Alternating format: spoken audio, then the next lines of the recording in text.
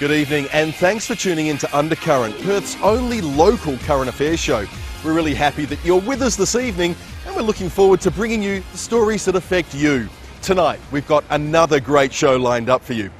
According to the Cancer Council, 1 in 4 teenage girls haven't been vaccinated against cervical cancer, despite the vaccine being provided free through schools. Journalist Mara Pamana got all the latest on the vaccine and finds out why education about the disease is so important. I had a problem down there. Oh, come on, it's too humiliating. Oh, honey, remember when you made me laugh so hard I peed myself? That was humiliating. This is your health. There's nothing to be ashamed of. Okay, fine. I had bumps. They're actually called warts. It's a common symptom. Who'd you get it from? I'm not sure. Okay, that's a little trampy. I'm not sure, because the virus can remain in your body for a long period of time before any symptoms appear, if any appear at all. You know, they have a vaccine to prevent HPV. Well, yeah, I do now. So the cervical cancer vaccine or human papillomavirus vaccine that we're talking about today is specifically the Gardasil vaccine. And what this vaccine does is it protects young girls against the human papillomavirus. And we know that the particular strains of human papillomavirus that this vaccine has been designed for causes around 70% of cervical cancer cases in women. So what this vaccine will do is it will stop women from getting these particular cervical cancers that are caused by these types of the vaccine. And the types that we're talking about are HPV 16 and HPV 18. The Gardasil vaccine also protects against 2 other types of human papillomavirus, which cause genital warts, and they'll actually stop 90% of genital warts from forming as well. We know that the vaccine is safe, but it's a vaccine that hurts when you receive it. It really does give you a sore arm. It stings when you receive it in the most people, and sometimes you can get redness and a bit of swelling of the arm that can last up to 24 hours. But it's very well accepted. What's extraordinary is the way this vaccine's made, because people are frightened with the vaccine that it's got live virus bits in it. When you think about the virus, you have an outside coat and you have an inside bit of the virus, a bit like a computer inside. And the way this vaccine has been made is they've taken the virus coat without the computer inside, and they've taken a tiny little fraction of that coat. And what they were able to do in the laboratory was they multiplied up that little tiny fraction so it makes a look-alike virus coat with no inside in it. And it's only a tiny bit of the virus, not the whole thing, and the body thinks that's the real McCoy. And so that's how it works. It's extraordinary technology. But I don't get it. You and Christopher have been together for like forever, and you guys don't mess around with anybody else. It doesn't matter. Just like Ashley, you might be infected with HPV and not even know it. Well, I'm on the phone with Dr. Stella Healy. Stella, how safe is this? I mean, we know it protects you from high-risk HPVs, but who can have it and how safe is it? Have there been any fatalities in Australia from it?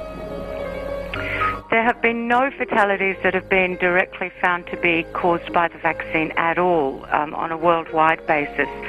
This vaccine actually has been tried now on or tested in formal studies on many thousands of women. The initial trials were on 20,000 women aged between 16 to 26 in about 33 different countries, including Australia. And the side effects that have been found with this vaccine have by and large been very minimal. So overall, doctor, you recommended it's 100% safe and you think it needs to be done? If somebody is going to develop a problem, a severe reaction to this vaccine, it usually occurs within the first 10 to 15 minutes, and girls should always be monitored for that period of time anyway. But I very much recommend that parents and girls take up this opportunity to get this vaccine free of charge.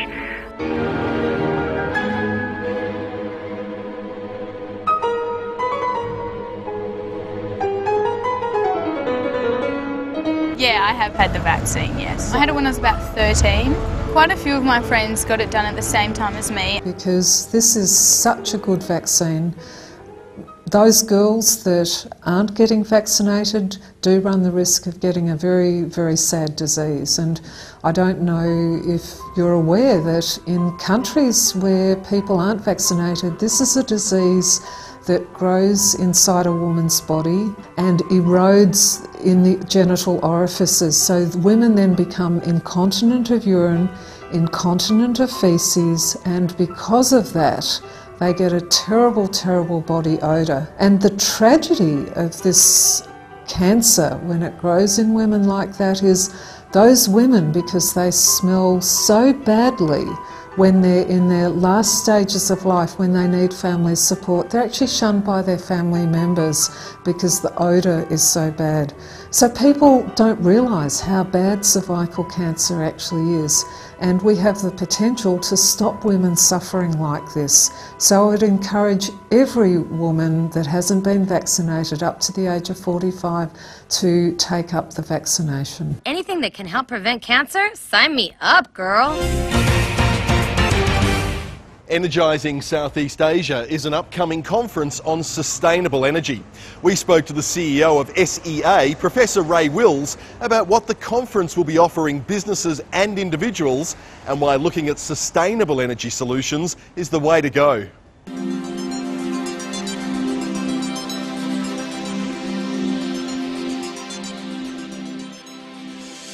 The Sustainable Energy Association is a market-based industry chamber. Our members cover all sectors of the sustainable energy industries, and our members also include businesses that are suppliers of products but also customers of products, businesses that want to become greener, businesses that want to be more sustainable in their energy use. The conference that's about to be conducted by SEA Australia in Perth is an extremely important conference for the Southeast Asia region to begin, where it will attract business, consumers and all those parties that are interested very much in renewable energy. The Energising SEA conference is a conference that will bring together all sectors of the industry, both suppliers and customers, to talk about the technology solutions that are available today to deal with climate change. Technologies that are right across architecture, the built environment, transport, planning and infrastructure, all the way through to renewable energy generation. Going to the conference is really important this year. We've just had, for Australian visitors anyway, we've just had the announcement of a price on carbon. Whilst the details are still sketchy, it's going to impact on every business and corporate customer in Australia. Right now we're seeing significant debate on carbon and carbon trading and the need to price carbon. These projects will demonstrate that putting a price on carbon isn't going to be expensive, isn't going to be economically debilitating, but instead will generate new opportunities and new business in and across our economy. SunPower Corporation is involved very much in the renewable energy space as being the manufacturer of solar cells, solar panels and solar systems, and therefore it forms an integral part of the offering of solar energy. Basically, Australia is the largest polluter per head of capita in the world. We need to reduce, and we need to help the region and lead the region in reducing their carbon footprint. We have an opportunity to launch our new product, our E19 range series, which is the highest efficiency panel in the world today, and to be able to present that to not only to the business community and to partners of SunPower and our network, but also SEA has provided us with an excellent opportunity to present it to consumers. We're showcasing a relatively new product which is designed specifically for flat roofs. It's called Cylindra. It's a great product and it produces a lot of power. We're very excited particularly about holding a public open day which will help showcase to everybody out there that renewable energy technology is here, is available and is affordable. It will assure people that the future is about to change. We're about to see renewable energy deploy across the planet and we're about to see renewable energy deploy across Australia, and this will give everybody on the street an opportunity to see what those technologies will look like. There are a range of opportunities to visit this conference and this exhibition, either as a visitor on the public open day or to actively participate across the whole conference as a delegate. visit our website and have a look at what opportunities you can take advantage of when you come to the conference.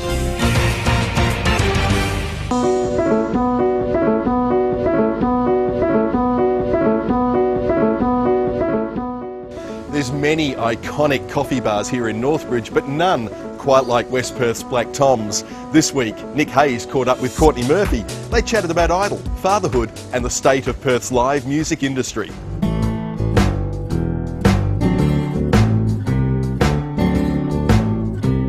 Courtney, thanks for joining us today. Congratulations on the recent arrival of Sophie. What's it mean to be a father? I don't know, many sleepless nights, and it's just a fulfilment. I get why people have baby on board on their car, and why all they want to do is talk about their kids and stuff. I get it now. It's been a long time since Australian Idol. What's been going on, and what's been happening in the life of Courtney Murphy? Playing, singing, doing the same old crap that I used to do. Still singing around town and touring and releasing albums and all that sort of junk. Were there any expectations from when you left Australian Idol to where your career might take you? I think absolutely, yeah. I think most of us who went through the process had quite an expectation that we would then move on to stardom or that kind of thing, and we certainly had the profile to back that up at the time. But there's only room in the industry for so many starlets, and whatnot, and the rest of us are grunts. And I guess I'm a grunt after 7 years. I'm still doing it. The music industry definitely has a ceiling here in Western Australia. What do you see as the role of the government, the pub owners, the venues in keeping the industry alive? I think we're in a bad state as far as live music is concerned. I guess from the venue's point of view, there's not a lot of loyalty, I guess. If they feel that it's not a good time of the year, they'll just drop you. Yeah. And that does hurt sometimes, but I've been doing it for far too long to get precious about it now. So your album Big has been a big hit in Western Australia. What does it take as an independent artist to go away and release such an album? Yeah, it's risky. Yeah. For sure. I mean, everything's coming out of your pocket, which is what an independent artist really is. So you've really got to make sure that everything happens the way you want it to happen. And it's hard because you're learning what the recording companies do. You've got to get your album out into the stores and via distribution, and how am I going to get film clips done and all this kind of stuff that, once again, a young up-and-comer signed to a recording company will just have it sort of, I don't want to say thrown at them, but you know what I mean? Like it's all kind of taken care of for them. Salvation Jane is your hit single. How much did that... Hit, I just love that, it's great. You love it? Thanks for throwing that in there. Hit single. Well, the whole album took nearly 3.5 years from go to woe. As the money came in, we sort of did a little bit more, that kind of thing, as opposed to just condensing it all down. And also, we decided at certain points, we really like this, maybe we should do this instead of that, spend a little bit more money here. So it sort of blew out a little bit more than we thought. But having said that, it's something that I'm more proud of now than I think I would have been had I not spent that sort of money.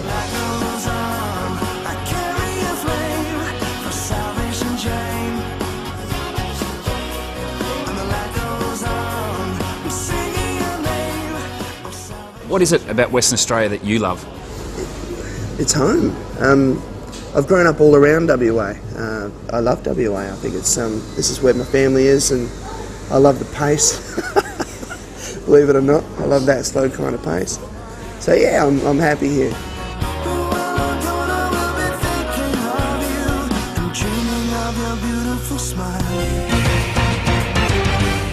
We're going for a quick break now. Stay right where you are. We'll be back with more Undercurrent.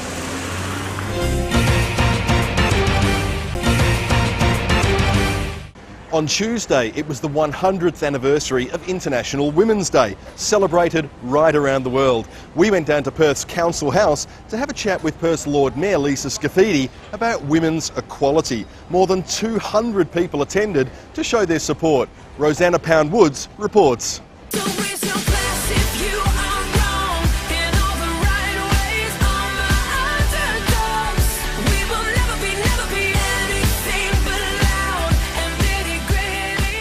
International Women's Day so important for you? Well, it's important for all women. I believe that even though we're celebrating the centenary of International Women's Day today in Australia, we can look back and reflect on how far women have come, but we also realise that we still have some way to go until we see more equity in pay levels, more equity in numbers of women in senior management and senior executive positions, and of course in boardrooms. But when you think 100 years ago we weren't able to vote, seek a career, or in many countries seek an education, we have come a long way. And how much do you think that the progression of these rights is down to events and things like this? Look, I think events are a great way to celebrate the focus of what we've just spoken about. It's also a way to celebrate how far we've come, but through the media and other opportunities to speak about this publicly, we can remind ourselves that we still have a little way to go. There seems to be quite a lack of younger women at the event today. How important do you think it is to get the younger generation involved in women's rights? Well, I noticed a lot of younger women at the event I was at last night. There is the UN for young women in Western Australia that's very active. I think younger women are feeling more assertive and have greater self-esteem perhaps than some of the generations that are after them, so they're in a different space. But generally speaking, together we still need to work as one to focus on what we still need to achieve.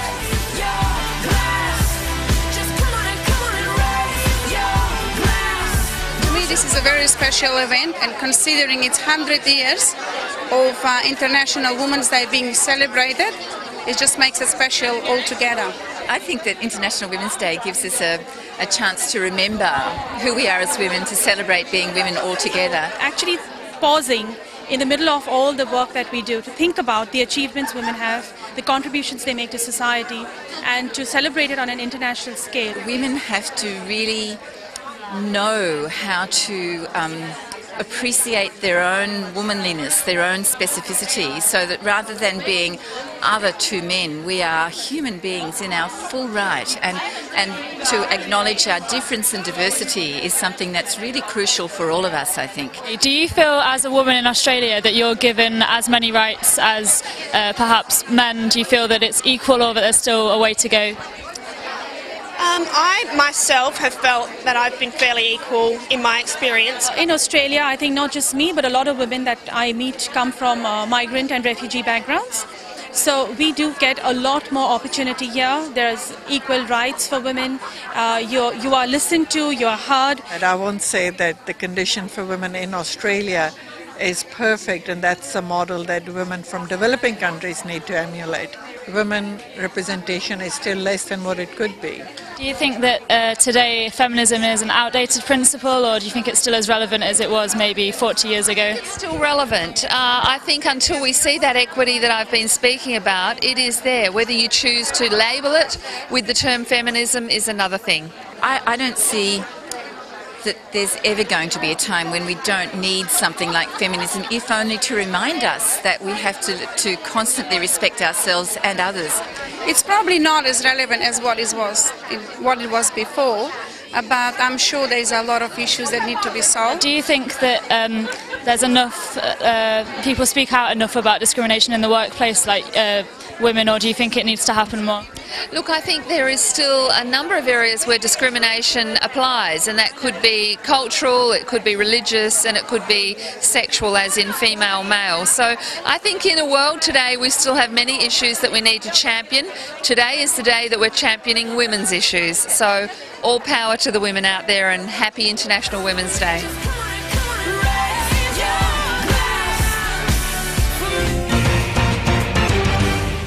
A recent study found that students who work whilst at university are more likely to fail or drop out of their course. We're here at Curtin University to find out if students are working and if they need that job to continue to study here. Do you have a job? Yes, I do. I work 2 to 3 days a week at a cafe in Mount Lolly. I'm working in a cafe in Mount Claremont 2 days a week. Yeah, I do. I've actually got 3 jobs. Do you think it affects your studies? No, it's pretty good. I suppose to some extent, because it means I can't spend extra time here, but I think if you know that you've got the extra work to do and you've got to work at your job as well, I think you kind of allow for it and you plan ahead and you get organised. No, it's just a matter of time management. If you can manage your time very well, you can do it. Yeah, I've tried working and studying at the same time before, and it is a lot harder. It impacts it somewhat negatively, especially around exam time, when you've got to ask for shifts off, and you're just letting your workplace down a little bit, and then having to always rush off and finish assignments after work or before work. So yeah, it's kind of hard. I work with a lot of people, so it's good. I meet a lot of people, and I think it's an even balance. It's not an issue. Are you working because you need to or because you choose to? A little bit of both, I guess. Definitely because I have to. Oh, I need the money. I definitely need the money. I wouldn't be able to go to uni otherwise. I do enjoy my job, but no, I work because I need to. I need the money. So yeah, still living at home, but need the money. Having the disposable income for things like printing and books, and like we have a lot of associated costs in my degree, is good. But I guess I don't have to work, but it is a hell of a help, yeah. If you're not working, things would be tough. I reckon if I didn't have a job, I probably wouldn't be doing as much study. The current amount that we're paying to come to uni is probably too expensive. I reckon they could lower the fees a bit, maybe half.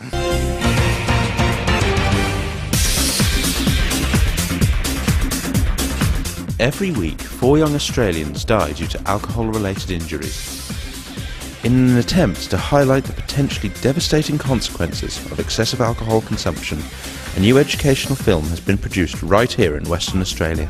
Entitled The Gathering, it aims to facilitate discussion among young people and the community. Do you think there'll be many kids out there watching this film thinking, that looks like a great party, I want to do that? No, I think the majority of young people have basically, they have been quite quiet afterwards. Like, there's a lot of hype and they get into it and they get into the party and they find it really amusing, but at the end point it really sort of brings them back to earth, and I think they realise the devastating consequences. There was one young man actually, and he said, "Oh, I wished I hadn't watched it." Really? And I said, "Well, why is that?" And he said, "Oh, because it makes you think." Right. And look, it's entertaining. We know it's entertaining, and I thought that was the most critical thing. It has to be entertaining, because as soon as you lose young people, if you're showing an educational resource, then they stop paying attention. There have been a lot of ad campaigns dealing with issues of underage drinking and taking of drugs. How is this different? How is this approach different to what we've already seen? Our approach is different because what we are trying to do is reflect current teen culture to engage young people and talk about the reality of the situation. So by recreating a teen gathering, we can then start to talk about harm minimisation strategies, reinforcing strategies young people already use to keep safe, teach them alternative strategies, encourage them to think about the choices they make. Janet, there are a lot of graphic images, particularly of violence and of vomiting in the film. What was the purpose of this? We engage with about 150 young people and talk to them and ask them what goes on at parties, and quite typically there will be somebody vomiting at a party. We're trying to reflect, what currently goes on, make it realistic so that young people, I suppose, can relate to it and can relate to the characters and the scenarios and the situations and analyse some of those decision-making processes that the characters made. Look, and drink up. You can't have the hostess the last one sober. You're a leader now. No, I don't know, I'm just not... No, nonsense. Let's go. Let's go. Let's go! Let's go! Let's go! Oh, look who finally joined the party. We wanted to try and do something different, because recognising that there is a lot of education at schools, but it probably doesn't reflect the teen culture. We've made sure that it does fit into current educational curriculums, and there is some really comprehensive resource material with it, so that any facilitator or teacher could pick it up and roll with it. It really is about being an engagement tool. When you see young people and how quickly it engages them, and I mean we've workshopped the scripts and they were effective, but when you see them watching the film, just having the visual medium makes a massive difference. Are there plans to make more of these films in the future? Oh, I don't know. I'd like to say yes, but it depends. There's a lot of considerations. It is such a good tool. It really is, because it validates a lot of feelings young people have.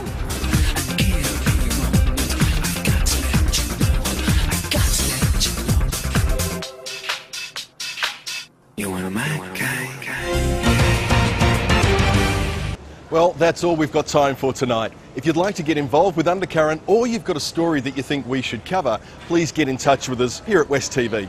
This is your show about your city and we'd love to hear from you. Your feedback really is a very important part of how we put this show together.